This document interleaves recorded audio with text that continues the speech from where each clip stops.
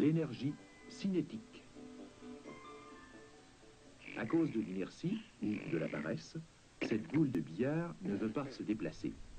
En fait, elle resterait bien là toute la journée à ne rien faire si une autre boule ne venait la frapper et l'envoyer dans le trou.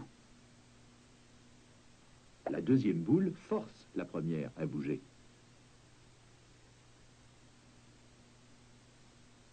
Toutes les fois qu'une force agit sur une distance, vous savez qu'un certain travail a été accompli.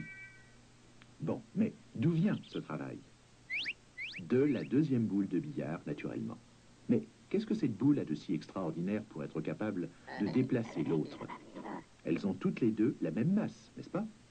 Et la Terre les attire toutes deux avec exactement la même force de gravité. Alors, qu'est-ce que la deuxième boule avait que la première n'avait pas? Le mouvement. Elle était en mouvement, alors que l'autre ne l'était pas. Et quand vous avez à la fois la masse et la vitesse, vous avez la capacité de faire un travail. Vous pouvez utiliser votre mouvement pour imprimer un mouvement à d'autres choses. En un sens, nous dirons que vous avez du travail en réserve. Les physiciens, courant toujours après les mots des autres langues, se dirigèrent cette fois vers la Grèce et découvrirent que le mot grec pour la préposition française en est en, et que le mot pour travail est ergon. Quand on juxtapose en et ergon, on obtient énergon, travail en.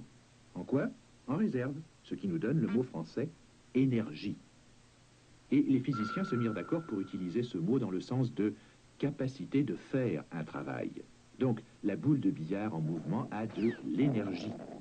Bien entendu, l'origine de cette énergie vient du joueur de billard, dont le bras avait du travail en réserve, ou de l'énergie, grâce à son mouvement.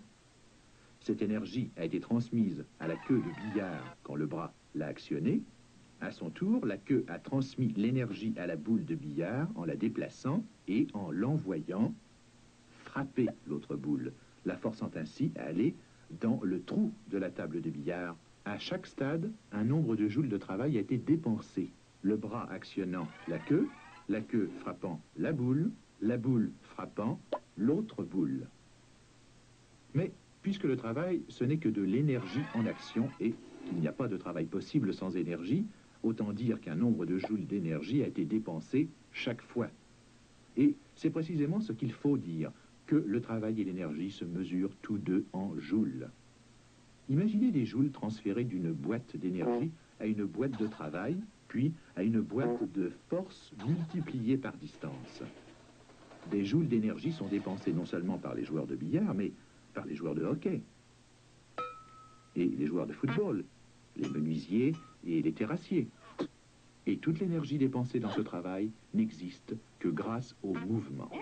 C'est alors que les physiciens, afin de ne pas oublier cette découverte importante, retournèrent une fois encore à leur dictionnaire grec et qu'ils trouvèrent que le mot pour mouvement était kinéma, un mot que les producteurs de films ont aussi utilisé pour désigner les images en mouvement, c'est-à-dire le cinéma. Et les physiciens, eux, de leur côté, ont appelé l'énergie du mouvement énergie cinétique.